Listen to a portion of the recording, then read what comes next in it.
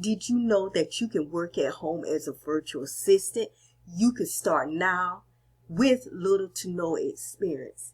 In this video, I want to share with you some information on how you can start your journey as a virtual assistant. So, number one, what is a virtual assistant?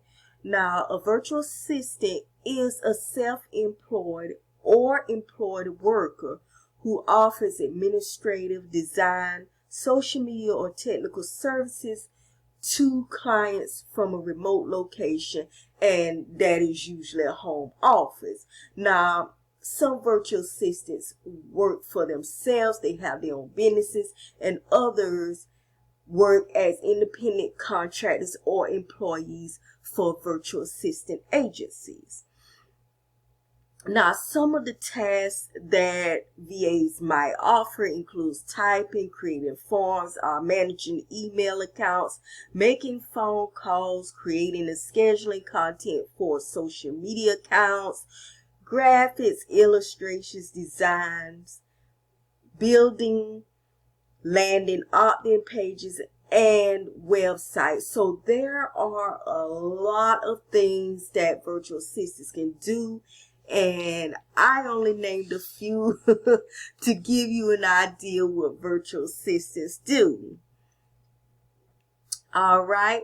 The skills, number two, the skills you need to become a virtual assistant. So there are a lot of things, like I said, in number one, that virtual assistants do. Admin tasks such as typing, document creation and formation, making phone calls, managing email accounts, data entry in Excel sheets, making travel arrangements and booking flights, design tasks such as logos, social media graphics, and illustrations, and just graphic design tasks in general. Then you have social media tasks such as content creation, scheduling and posting, engagement, creating social media pages, SEO and lead generation on social media. Then you have technical tasks such as building websites and blogs, landing and opt-in pages, web designs, and then whether you in tech or not, you're gonna have to, as a virtual assistant, you're gonna have to have the skill of knowing how to use different types of software and troubleshooting, because you may be using a software and that software may start acting up or whatever, giving you trouble. You just gonna have to troubleshoot to see what's wrong to get things back on track. All right. So number 3, getting experience and build a work portfolio. So you have to study and implement, whether you're learning a new skill. Let me go back. Whether you're learning a new skill or you building upon an existing skill, you want to improve an existing skill, then you need to study and practice what you learn. And that is like taking a course, for example, on how to get started with social media management, and not just studying it, the course materials, but actually going and implementing what you learn. Okay, so that's how you get experience, studying and implementing, and or some say practice what you learn. And then as you are working for clients, you want to save samples of your work with testimonials, and you can place your work samples in folders. They have portfolio websites, pages where you could store your work. So if a potential client asks to see some of your work samples, you can grab a link and send it to them so they can look at them. Now, some virtual assistants in the beginning start out with doing free work in exchange for testimonials to add to their portfolio. Now, I'm not saying now go out here and do hours of free work for somebody. I'm saying like you can do something that takes only 30 minutes, you know, to create, put on in your portfolio and get that testimonial. For example, I have created social media graphics for people, which for me only takes like a few minutes, and then add the captions to go with them. And you know, I did that for them free in exchange for a testimonial. Okay, so that's one way you can build your portfolio too, free work, and then, you know, with paying clients as well.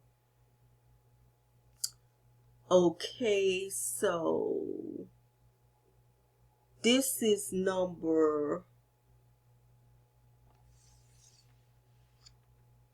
4, how to get your first clients. So, you know, there's all types of ways you can get clients. You can get clients by networking, cold calling, and cold email, and lead generation by creating a lead magnet. A lead magnet is like a cheat sheet. Some people call it cheat sheet. Or an ebook or a video, something that gives the people that you want to target with this lead magnet something of value. I've just gotten finished creating a lead magnet that teaches people how to get started with Pinterest marketing for business. And so that's an example of a lead magnet with value. Your lead magnets always have to have some form of value where you're educating or teaching people something that they can apply in their business and or life. So the best ways to get clients to me is number 1, networking. I'm gonna go back to networking, and you can either network face to face or virtual. And you know, if you stay in an area where they have face to face network events, you know, try to attend, you know, some of those. Find out, you know, if there's, you can contact your local chamber of commerce and find out if there are any networking business events in your area. And if not, and I know as a mom and a caretaker, it's tough for me to get out and go to face-to-face networking events at this time. So, I mean, you can do networking virtual events on this platform called Eventbrite, where people plan events and invite people to the events. You can find a lot of both paid and free business networking events there. So, you know, if you're not able to attend face-to-face networking, it's because, you know, getting out there, talking to people, and letting people know what you do, you know, that's how you get the word out about your brand and your business. And, you know, somebody can either, the people you meet and add to your network, either they will hire you themselves if they need the services and or product you offer, or they'll refer you to someone else. And networking is how I found my first 2 virtual assistant clients. So for me, as well as the lead magnet thing, building the email list. So email list building, lead magnets, and networking, to me, those are the best. And now some people say you can do cold calling and cold emailing, and you know, from the history of cold calling and emailing, where you just like reach out to businesses by phone or email and tell them about yourself and your product and or services and how you can help them. That's been shown to be not effective. You know, I mean, it can be effective some, but you would have to really do some work to get somewhere with that. So I would, you know, recommend networking and email list building.